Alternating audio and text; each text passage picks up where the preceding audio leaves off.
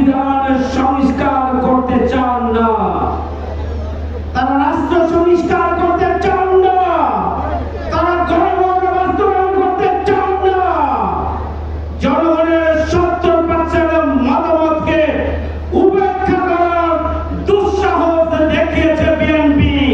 আগামী দিনে এই বিএনপির পতনের জন্য আর অন্য কোনো বিশেষ ইস্যুর প্রয়োজন নেই। 70% জনগণের রায়কে প্রত্যাখ্যান করার দুঃসাহস বিএনপি দেখিয়েছে।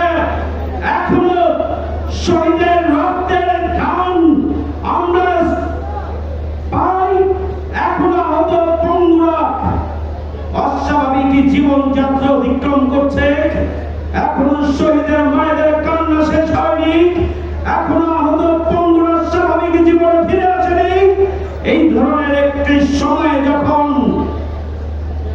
বিএনপি বর্তমান সরকার জুলাইকে পদদলিত করার সিদ্ধান্ত নিয়েছে, আগামী দিনে বাংলাদেশের রাজনীতিতে বিশ্বাসঘাতক হিসাবে জনগণের কাছে তারা চিহ্নিত হয়ে থাকবে।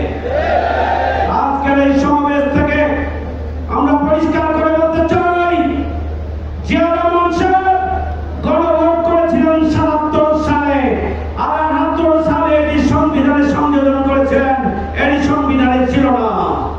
এরশাদ সাহেব গণভোট করেছিলেন, তাদের এরশাদ এবং প্রেসিডেন্ট জিয়া রহমানের ওই গণভোটের মধ্যে একটা বিষয় ছিল, জিয়া রহমান সাহেবের নীতি এবং আদর্শের প্রতি জনগণ একমত কিনা, এরশাদ সাহেবের নীতি এবং আদর্শের প্রতি জনগণ একমত কিনা।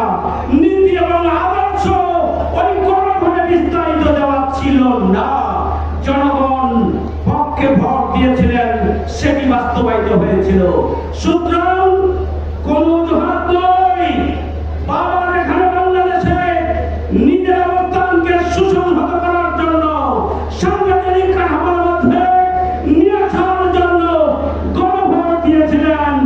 আজকে পুত্র সেই গণভোটকে প্রত্যাখ্যান করছেন, এটির পরিণতি ভালো হতে পারে।